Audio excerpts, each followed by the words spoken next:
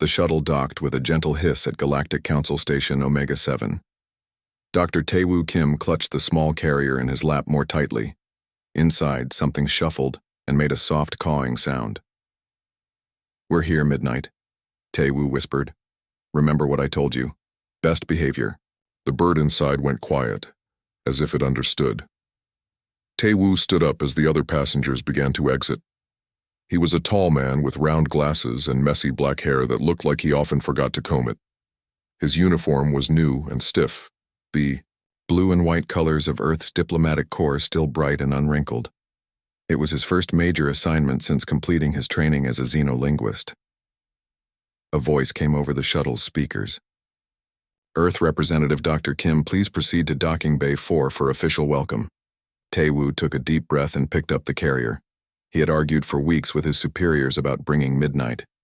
In the end, they had given in, but he knew they thought he was making a mistake. The station was huge. Curved walls of white and silver stretched up toward a central hub. Beings of all shapes and sizes moved through the wide hallways. Some floated, some crawled, some walked on. Many legs. Tae-Woo had studied alien species for years, but seeing so many in one place still made him feel small. At Docking Bay 4, a woman in the same blue and white uniform waited for him. She had short hair and a serious face. The name on her uniform said Commander Han Dae-hyun. "Dr. Kim," she said, not smiling. "Welcome to Omega-7. "Thank you, Commander," Tae-Woo said, bowing slightly. Her eyes dropped to the carrier. "Is that the pet?" "This is Midnight, yes." Commander Dae-hyun frowned. "I want to be clear, I argued against this. Having a primitive animal as a companion makes us look backward." Tae-Woo had heard this argument before. "With respect, Commander, many species here keep companions. Engineered companions, uplifted animals, robotic assistants." She tapped the carrier with one finger. Not wild creatures barely above tool use. From inside the carrier, a sharp caw rang out. Commander Dae-hyun stepped back. "Midnight is special," Tae-Woo said quietly. "And Earth's Council voted to allow me to bring him." "Your career." She shrugged. "Follow me. There's a welcome meeting. In 1 hour. The other new arrivals will be there. Try to make a good impression." As they walked through the station, Tae-Woo caught many beings staring at the carrier. Some pointed, others whispered to companions. A group of tall bird-like aliens with colorful feathers and sharp beaks watched him with what looked like disgust. "The Talari," Commander Dae-hyun explained. "They find the idea of keeping birds as pets particularly offensive."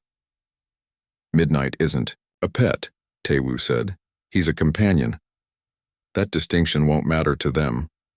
They arrived at a small apartment that would be Tae-Woo's home on the station. It had just 2 rooms, a main living space with a bed and desk and a small bathroom.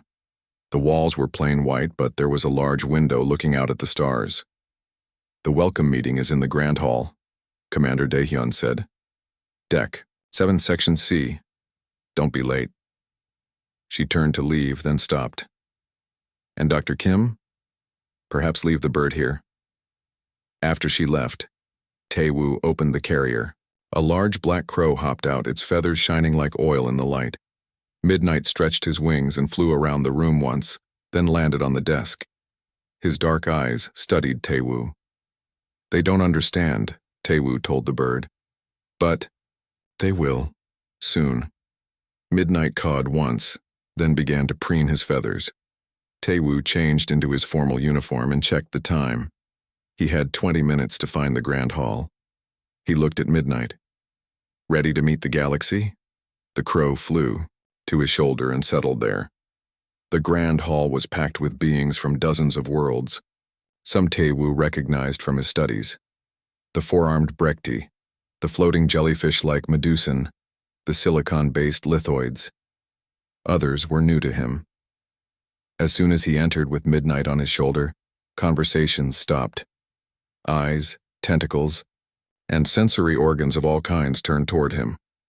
Tae-Woo felt his face grow hot, but he kept walking. A young human woman approached him.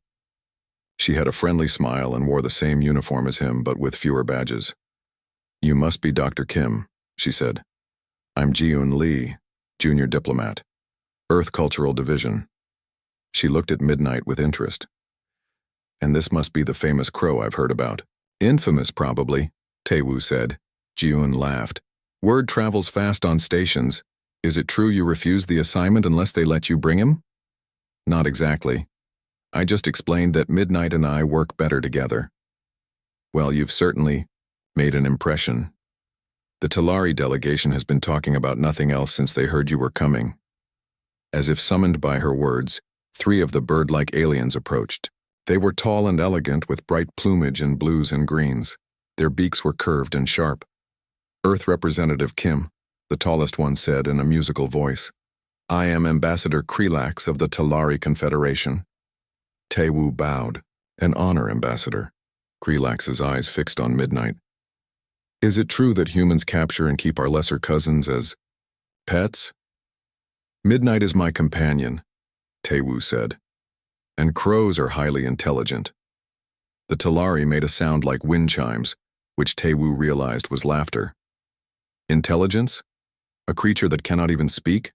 That has not mastered space travel or energy manipulation? Different kinds of intelligence exist, Tae-woo said, keeping his voice calm. How primitive, another Talari said, to form emotional attachments to lesser species. Perhaps this explains why humans remain so far behind in technology, Krelax added. They waste time caring for animals instead of advancing. Ji-Eun stepped forward. Ambassador, Earth values all forms of life. We consider that a strength, not a weakness. Krelax made the wind chime sound again. A touching sentiment. We shall see how well that serves you in the greater galaxy. He turned to leave, then looked back at Midnight. Perhaps when you tire of your pet Earth representative, my chef can prepare it in the traditional Talari style. We consider corvids quite tasty.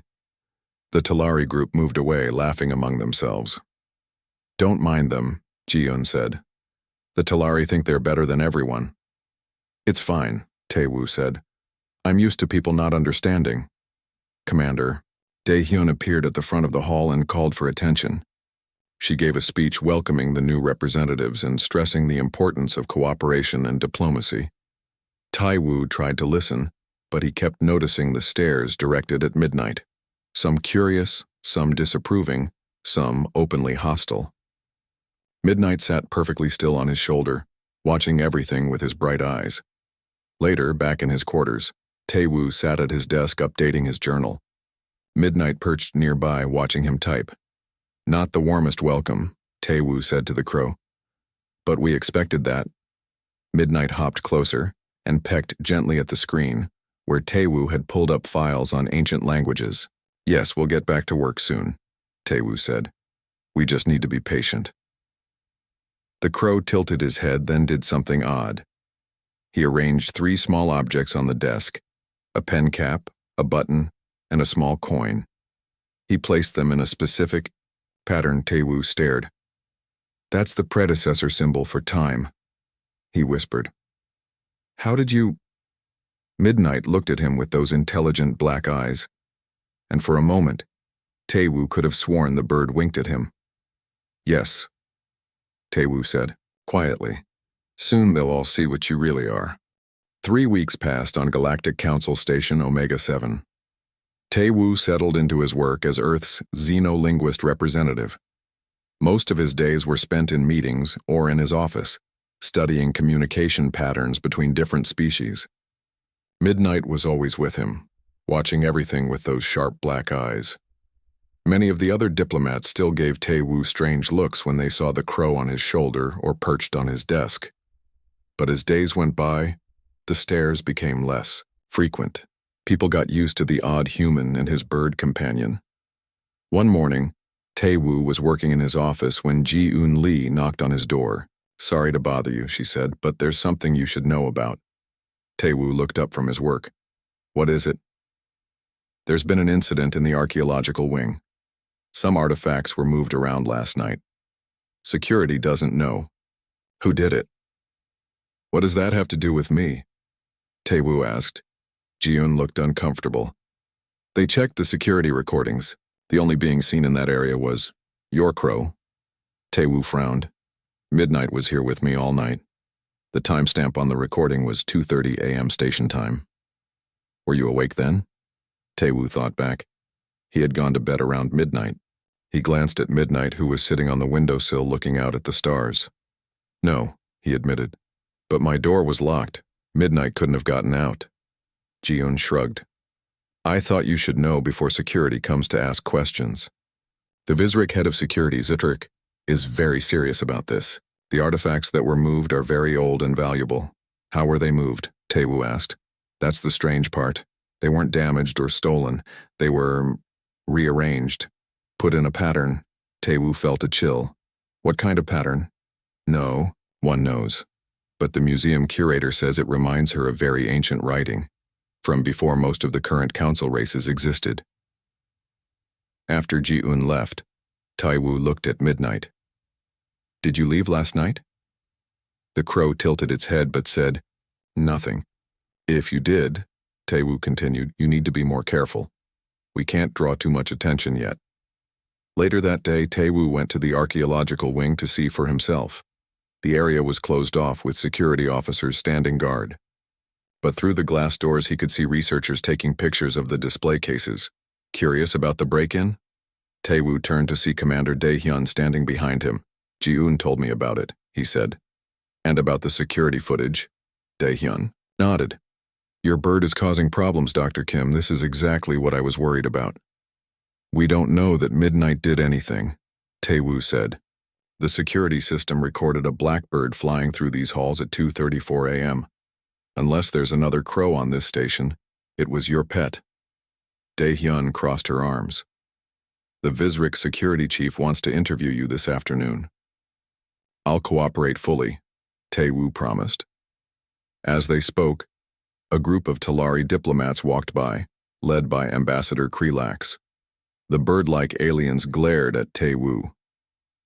First they bring wild animals onto the station, Krelax said loudly to his companions. And now those animals damage priceless artifacts. Humans truly do not belong in galactic society. Taewoo felt his face grow hot, but he said nothing. Dae-hyun gave him a sympathetic look. Don't let them get to you, she said. But do get your bird under control. The meeting with the Vizrik security chief was unpleasant. Zitrick was a large insect-like being with multiple compound eyes and clicking mandibles. The universal translator made his speech understandable but couldn't hide the anger in his voice. This station houses treasures and technologies from 1,000 worlds, Dr. Kim, Zitrick said. We cannot have an uncontrolled animal flying around at night. I understand, Taewoo said.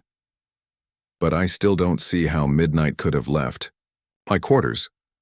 Perhaps you left your door open, Zitrick suggested. Or perhaps your pet is more clever than you think.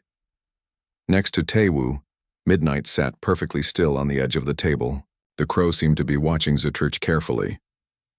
What exactly happened to the artifacts? Taewoo asked. Zitrick clicked his mandibles.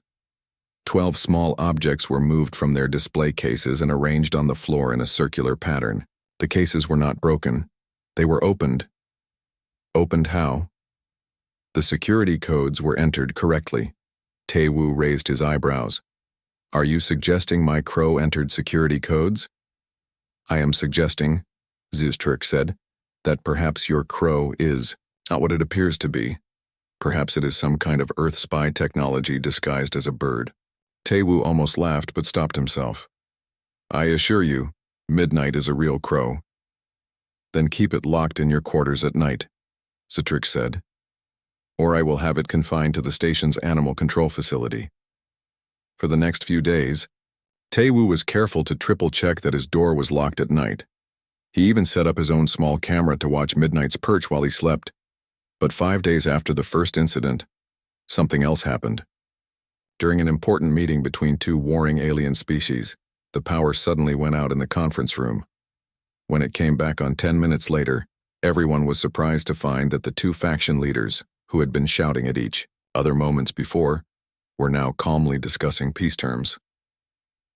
What happened in there? Ji-un asked Tai-Wu later in the station's dining hall. Everyone's talking about how the Vortak and the Hish are suddenly making peace after 50 years of war. I don't know, Tai-Wu said. I wasn't in that meeting. People are saying that when the lights went out they heard whispers, in a language no one could understand. Ji-un leaned closer. And guess what the security cameras caught right before the power went out? Tai-Wu already knew the answer. A black bird, Ji-un nodded. Midnight was seen flying into a maintenance shaft just above the conference room. She looked at the crow who was perched on the back of Tai-Wu's chair. I've been watching him, you know. When you talk, he listens, really listens, like he understands everything. Tai-Wu didn't respond right away. Finally, he said, "What do?" You think about that? I think, Ji-un said slowly, that there's more to your crow than you're telling anyone. Before Tai-Wu could answer, an alert sounded through the station. A voice came over the speakers. Security alert. All diplomatic staff report to your quarters immediately. People began moving quickly toward the exits. Tai-Wu and Ji-un joined the crowd. What's happening? Tai-Wu asked a passing station worker. Someone broke into the predecessor archives, the worker said. Very high security area. Lots of dangerous old technology in there. When Tai-Wu reached his quarters, he found Commander Dae-hyun waiting for him. Her face was serious. Where's your bird, Dr. Kim? She asked. Tai-Wu looked around. Midnight wasn't on his shoulder. He hadn't even noticed when the crow had flown off. I don't know, he admitted. Dae-hyun's face hardened. Security footage shows a blackbird entering the predecessor archives 10 minutes ago. The most secure area on this station. The alarms went off, but by the time guards arrived, all they found was this. She held up a picture on her tablet. It showed a complex symbol drawn in what looked like ash on the floor of a white room. The symbol seemed to shift and change as Tai-Wu looked at it, making his eyes hurt. What is that? He asked. No one knows. But the station's main computer translated it as a warning. Dae-hyun's voice was cold. Chief Zaturk is on his way here now. He's bringing an animal control team. Your crow will be confined until we figure out what's going on. You can't do that, Tai-Wu said, suddenly afraid. Midnight is under diplomatic protection as part of Earth's delegation. Not anymore, Dae-hyun said. I received orders from Earth Command 10 minutes ago. The crow is to be contained and studied. Whatever game you're playing, Dr. Kim, it's over. At that moment, they heard a commotion in the hallway. The door slid open, and Ji-un burst in. She was out of breath. Tai-Wu, she gasped. You need to come quickly. It's the Talari. They're trying to capture Midnight. Tai-Wu and Commander Dae-hyun ran after Ji-un through the curved hallways of the station. Alarms were still blaring, and station security officers rushed past them in the opposite direction. The Talari cornered Midnight in your lab, Ji-un explained as they ran. I saw them when I was passing by. 3 of them. They had some kind of net. How did they even know where to find him? Tai-Wu asked. They must have been watching, Dae-hyun said. The Talari have their own intelligence network on the station. They reached Tai-Wu's lab, a small room filled with screens and translation equipment. The door was partially open, and they could hear voices inside. One of them was Krelax, the Talari ambassador. Careful, a voice said. Do not damage it. The Talari Confederation needs the creature intact. Tai-Wu pushed the door fully open. Inside, 3 Talari stood in a circle. They wore dark uniforms different from their usual diplomatic clothes. In the center of their circle, Midnight was perched on top of a tall shelf, just out of their reach. One Talari held a long pole with a net at the end. Ambassador Krelax, Tai-Wu said loudly. What are you doing in my lab? The Talari turned, clearly surprised. Krelax recovered quickly and stood tall, his colorful feathers puffing out. Dr. Kim, he said smoothly. We are merely assisting station security in capturing the dangerous animal that has been causing problems. Station security didn't ask for your help, Dae-hyun said, and you have no authority to be in this lab. Your Earth pet has been interfering with station operations, Krelax said, and now it has accessed highly restricted areas. The Talari Confederation has a right to ensure its own security. As they argued, the Talari with the net pole tried to sweep Midnight off the shelf. The crow easily hopped away. "Stop this at once," Taewoo said, stepping forward. "Midnight is under Earth's protection." "Not anymore," Krelak said with a sound like wind chimes. "Your own commander has revoked that protection. This creature is clearly more than a simple bird. We intend to learn what it really is." Jiun moved toward the shelf. "I'm going to get Midnight," she whispered to Taewoo. But before she could reach the crow, one of the Talari grabbed her arm. "Stay back, human," the Talari said. Jiun pulled away. "Don't touch me." The situation was getting dangerous. Taewoo could see that the Talari were not going to leave without Midnight, and if they took the crow, he might never see Midnight again. "Enough," Taewoo said loudly. "Midnight, come down." To everyone's surprise, the crow immediately flew down from the shelf and landed on Taewoo's shoulder. The Talari with the net lunged forward, but Daehyun stepped between them. "This has gone far enough," she said. "Ambassador Krelax, you and your people need to leave now. This is an Earth facility, and you are trespassing." "We will not leave without that creature," Krelax said. "Its actions threaten the entire station." "You have no proof that Midnight has done anything wrong," Jiun said. Krelax made that wind chime laugh again. "No proof? The security recordings show this bird entering restricted areas. And just today, it accessed the predecessor archives. Who knows what secrets it may have stolen?" "Secrets?" Taewoo asked. "What secrets would a crow want with ancient artifacts?" "Do not play games, Dr. Kim," Krelax said, taking a step closer. "We know this is no ordinary Earth bird. Our scientists detected unusual energy readings from it weeks ago. It is some kind of artificial life form, is it not? A spy device disguised as a bird?" Taewoo looked at Midnight, then at Commander Daehyun. Her face showed that she believed the same thing. "Midnight is not artificial," Taewoo said. "But you're right about one thing. He is special." The room went quiet. Even the alarms in the hallway seemed to fade away. "What do you mean, special?" Daehyun asked. Before Taewoo could answer, one of the Talari moved suddenly, diving toward him with the net pole extended. Midnight spread his wings, ready to fly away, when the strangest thing happened. The crow opened his beak and spoke. The words that came out were like nothing anyone in the room had ever heard. They were deep and rumbling, with strange clicks and whistles mixed in. The sound seemed to echo in the small lab, vibrating the metal walls. The Talari froze. The one with the net pole dropped it with a clatter. "Impossible," Krelax whispered. Midnight continued to speak, the strange words flowing out in a steady stream. Then, to everyone's shock, the crow switched to a different language. This one was high and musical, with long vowels that seemed to stretch out forever. "What is happening?" Jiun asked, her eyes wide. Taewoo sighed. "This is what I've been hiding. This is why Midnight is with me." The crow kept changing languages, switching between them every few sentences. Some sounded harsh and guttural, others smooth and flowing, but none of them were languages anyone recognized. "What is it saying?" Daehyun demanded. "What languages are these?" "Dead languages," Taewoo said. "Languages no living being has spoken for thousands, maybe millions of years." Krelax's feathers flattened against his body in shock. "The language of the predecessors," he said. "That first one. I've heard recordings of it, but the others?" "Even older," Taewoo said. "Languages from species that existed before the predecessors. Species that have been extinct for so long that only fragments of their writing remain." "How is this possible?" Ji-yoon asked. "How can a crow speak languages that died out before humans even existed?" Taewoo took a deep breath. "Because Midnight isn't just a crow.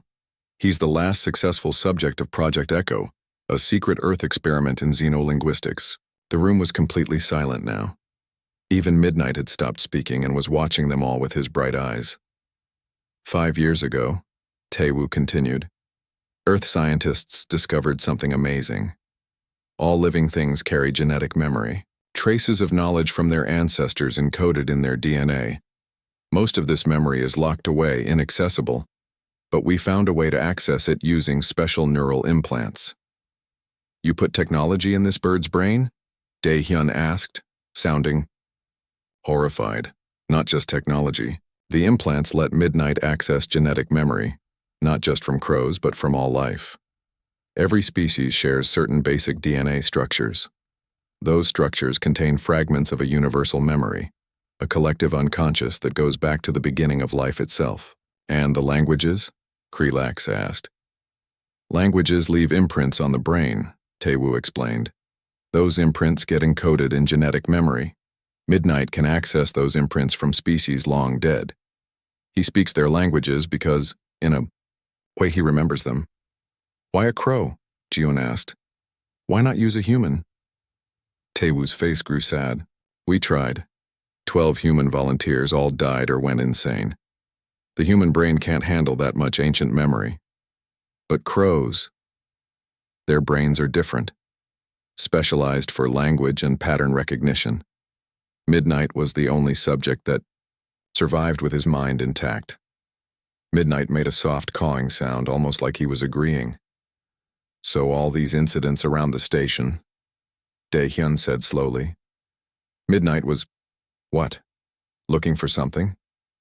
Learning, Tae-woo said. Remembering. The artifacts in the archaeological wing triggered memories for him. He was trying to put the pieces together. And the peace conference? Ji-un asked.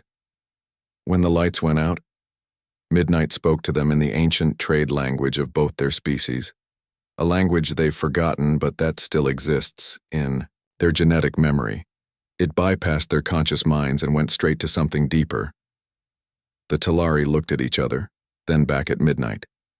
Their attitudes had completely changed. This is a weapon, Krelax said softly.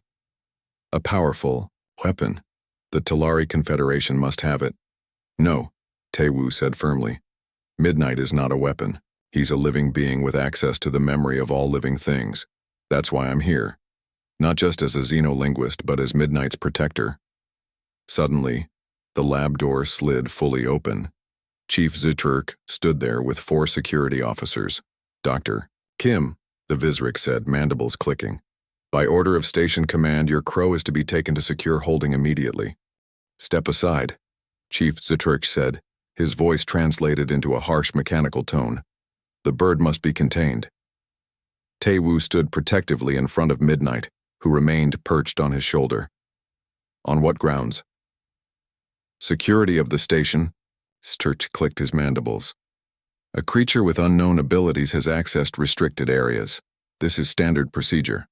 Ambassador Krelax stepped forward, his colorful feathers smoothed down now in a show of diplomatic calm. Chief Zuturk, the Talari Confederation, requests that the specimen be transferred to our science vessel for study. We have experts in ancient languages who can work with it.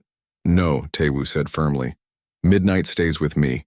He's not a specimen. He's a living being.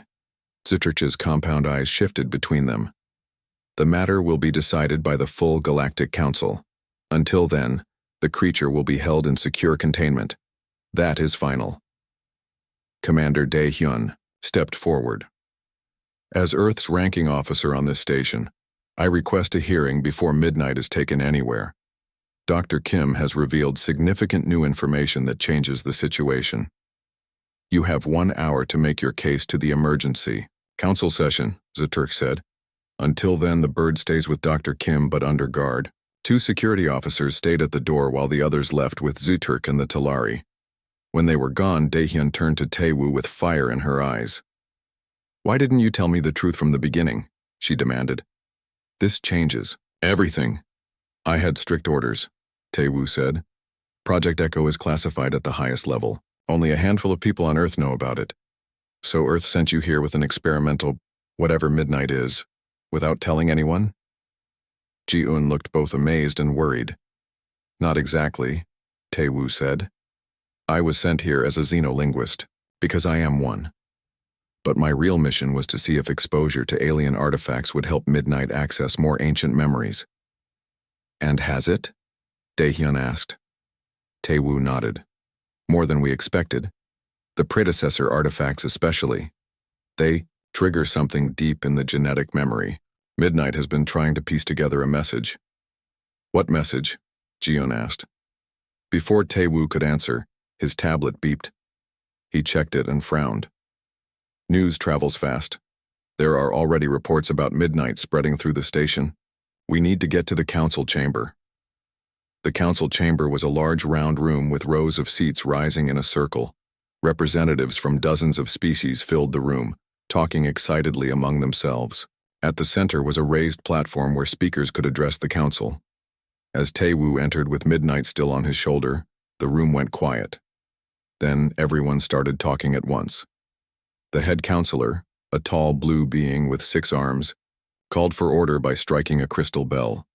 This emergency session will come to order, the counselor said. We are here to discuss the situation regarding the Earth representative's companion.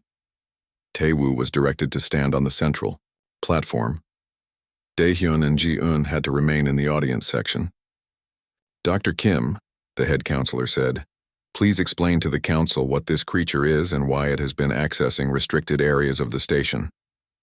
Tae-woo took a deep breath and repeated what he had told the others in his lab. He explained about Project Echo, genetic memory, and how Midnight could access the languages and knowledge of extinct species. The council listened in shocked silence. When he finished, the questions began. Is this technology something Earth plans to share with the council? Asked a representative of the silicon-based lithoids. How many of these enhanced animals does Earth have? Demanded the Brekti ambassador. Can the crow predict the future based on past patterns? A Medusan wanted to know. Tae-woo tried to answer each question clearly. The technology is still experimental. Midnight is the only successful subject. And no, he can't predict the future, but he can access knowledge that has been lost for millennia. Ambassador Krelax rose from his seat. The Talari Confederation sees this as a serious breach of Council protocol. Earth has brought a powerful technology onto this station without disclosure. We demand that the creature be turned over to a neutral party for study. Several other representatives shouted their agreement. The Vizric representative stood next. More concerning is what the creature was looking for in the predecessor archives. Those contain technologies too dangerous to be widely shared. Was Earth trying to steal restricted knowledge? The room erupted in angry shouts. The head counselor rang the crystal bell repeatedly. Order, the counselor demanded. We will have order. When the noise died down, a new figure entered the central platform. It was an elderly Vizric, moving slowly with the help of a floating chair. His carapace was pale and cracked with age. Chief Scientist Secret, the head counselor said, bowing slightly. We are honored by your presence. The old Vizric's voice was soft but clear. I have spent 200 years studying the predecessors. I know more about them than perhaps any living being. And I must tell you all something important. Everyone leaned forward to hear. 3 months ago, our deep space probes detected an energy signature coming from the edge of the galaxy. An energy signature that matches descriptions in the oldest predecessor texts. Descriptions of what they called the void. Murmurs spread through the chamber. The predecessors left warnings, Secret continued. They spoke of a great darkness that consumes civilizations. We always thought it was a myth, a religious belief. But now I am not so sure. He turned to look at Midnight. This creature might be able to access memories that could tell us what the void truly is, and perhaps how to stop it. Ambassador Krelax made a dismissive gesture. More reason for the creature to be studied properly by experts, not left in the hands of a single human. I agree, said the Brekti ambassador. Earth has hidden this technology from us. Why should we trust them now? The arguments continued, growing more heated. Species that had been allies for centuries now eyed each other with suspicion. Everyone wanted access to Midnight and the knowledge he might contain. Tae-woo watched with growing concern. This was exactly what he had feared would happen. Midnight wasn't just a scientific breakthrough. He was becoming a political weapon. Ji-eun slipped onto the platform beside him. This is getting dangerous, she whispered. Some of the delegates are calling for all humans to be removed from the station until Earth explains itself. It's worse than that, Taewoo said quietly. Look at the exits. Jiyeon glanced around. Security guards from various species now blocked all the doors. And they weren't just station security. Some wore the uniforms of different planetary militaries. They're not going to let us leave with midnight, Taewoo said. What do we do? Jiyeon asked. Before Taewoo could answer, Commander Daehyun joined them on the platform. Her face was grave. I just received word from Earth Command, she said in a low voice. 3 ships have broken away from the station docking bays without permission. A Talari science vessel, a Vizric destroyer, and a Brekti transport. Where are they going? Taewoo asked. To Earth, Daehyun said. They're demanding all data on Project Echo, and they're threatening to blockade the planet if they don't get it. Taewoo felt sick. This was no longer just about midnight. This was about Earth safety. I need to tell the Council something, he said. Something Midnight showed me in the predecessor archives. What? Jiyeon asked. The void isn't just coming, Taewoo said grimly. It's already here, and fighting among ourselves is exactly what it wants. At that moment, the lights in the Council chamber flickered and went out, plunging everything into darkness. Darkness filled the Council chamber. Voices cried out in confusion and fear. Some species that could see in the dark moved around, while others stayed perfectly still. Emergency lights should come on, Commander Daehyun said in the darkness. But the emergency lights did not activate. The darkness remained complete. Midnight? Taewoo whispered, suddenly aware that the crow was no longer on his shoulder. Where are you? A soft flutter of wings was the only answer. Then, in the center of the room, a small blue light appeared. It grew brighter, revealing Midnight perched on the council table. The light seemed to come from the crow's eyes, which now glowed with an eerie blue shine. The chamber went silent as everyone stared at the bird. Then Midnight began to speak. The language that came from the crow was unlike any of the dead tongues he had spoken before. It was both simple and complex, at the same time like water flowing over stones. As he spoke, something strange happened. Everyone in the room, regardless of their species, understood every word. I speak to you in the first tongue, Midnight said. The language from which all others grew. The language encoded in the very structure of thought. Listen well, for the time is short. The glow from Midnight's eyes expanded, filling the room with soft blue light. Within the light, images began to form. Stars and planets, galaxies spinning in the void of space. Long before your species crawled from the oceans of your worlds, Midnight continued, there were those who came before. You call them the predecessors, but they had many names across many eons. The images showed tall, elegant beings walking on strange worlds. They were not the first. Before them were others, and before those, still more. Life has ebbed and flowed across this galaxy for billions of years. Each rise of intelligence follows the same pattern. The images showed civilizations rising, building great cities and ships reaching for the stars.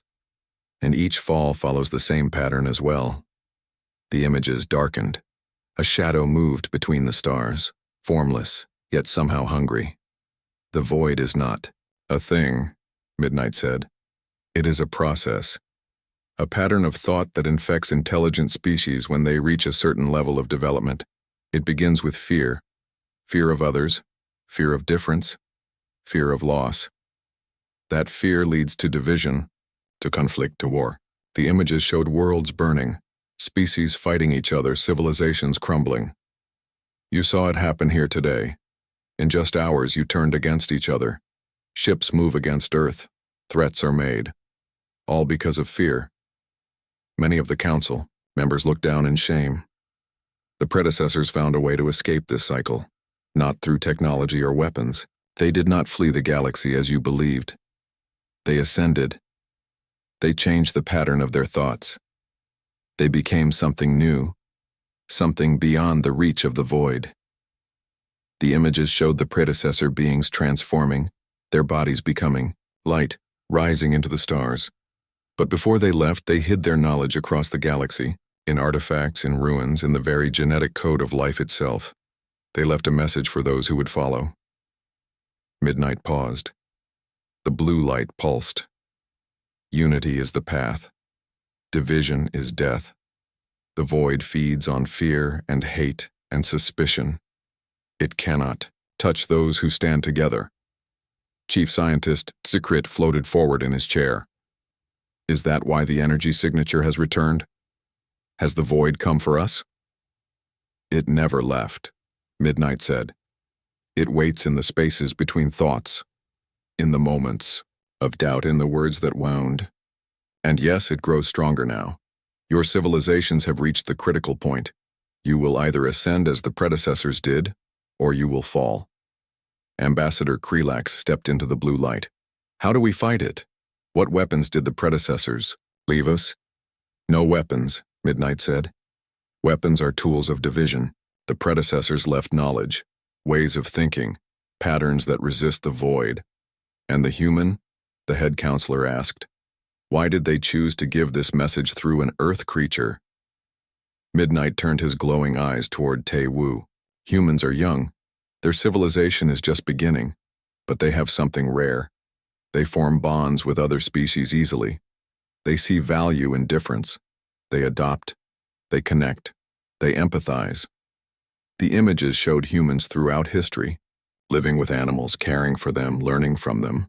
What you mocked as primitive is actually advanced. The ability to form bonds across species lines is the first step toward true unity. It is no accident that a human and a crow together could access the predecessor message. The bond between them opened the path. The blue light began to fade. Midnight's voice grew softer. The knowledge I carry is too vast for anyone being to hold. It must be shared. The neural implants that allow me to access genetic memory can be adapted, not to create more like me, but to create connections between all of you, to share thoughts, memories, feelings across species lines, to build true understanding. The technology from Project Echo, Tae-Woo said, suddenly understanding. It was never meant to be a weapon, it was meant to be a bridge. Yes, Midnight said, a bridge across the divisions that the void exploits. This was the predecessor's final gift. The blue light faded completely. The emergency lights finally came on, casting a dim glow throughout the chamber. Midnight sat on the table, looking, once again, like an ordinary crow. His eyes no longer glowed. Silence filled the room as everyone tried to process what they had just witnessed. Finally, the head counselor spoke. I believe we need to reconsider our approach to this situation. Agreed, said Chief Scientist Secret. This is not a weapon to be controlled. It is a message to be understood. One by one, representatives from different species stood and pledged cooperation. The Talari, the Vizrik, the Brekti, and others all agreed to recall their ships and work together. Commander Dai-hyun stepped forward. Earth will share all information about Project Echo, but it must be a true exchange. All species must share their knowledge of the predecessors. The council agreed. Plans were made for a new research center where scientists from all worlds could work together to understand the predecessor message and develop the neural connection technology. In the days that followed, Tae-Woo found himself at the center of a whirlwind of activity.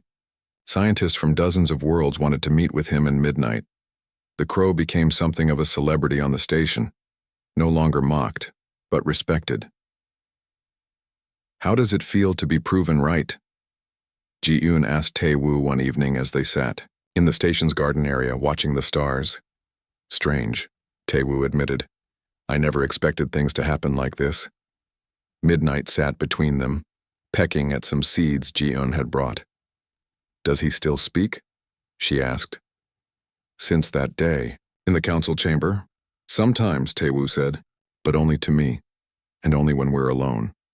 I think accessing all that knowledge at once took a lot out of him. The work we're doing with the neural interface is amazing, Ji-eun said. Yesterday, a human and a Talari were able to share thoughts, for the first time. They said it was like nothing they'd ever experienced. That's just the beginning, Tae-Woo said. The predecessors left so much more for us to find. Commander Dae-hyun approached them. She looked different now, more relaxed. The crisis had changed her too. Dr. Kim, she said, The Earthship has arrived. They've brought more scientists for the project. Thank you, Commander, Tae-woo said. I want to apologize, Dae-hyun said, looking at Midnight, for not believing in you, for thinking this was just a pet. Midnight looked up at her, his black eyes bright with intelligence. He understands, Tae-woo said. Better than any of us, probably. As Dae-hyun walked away, Ji-yoon smiled. So what happens now? Tae-woo watched as Midnight spread his wings and flew up to perch on a nearby tree. The crow looked out at the stars as if he could see things no one else could. Now we learn, Tae-woo said. From the past, from each other. We build bridges instead of walls. We remember what the dead tongues told us. Unity is the path, Ji-yoon quoted. Division is death. Exactly, Tae-woo said. And it all started because of a pet crow that no one took seriously. Midnight cawed softly from his perch, the sound somehow both ordinary and profound. In that simple call, Tae-woo thought he could hear an echo of ancient wisdom, waiting for those willing to listen. High above them, beyond the station's transparent dome, the stars seemed to shine a little brighter against the darkness of space.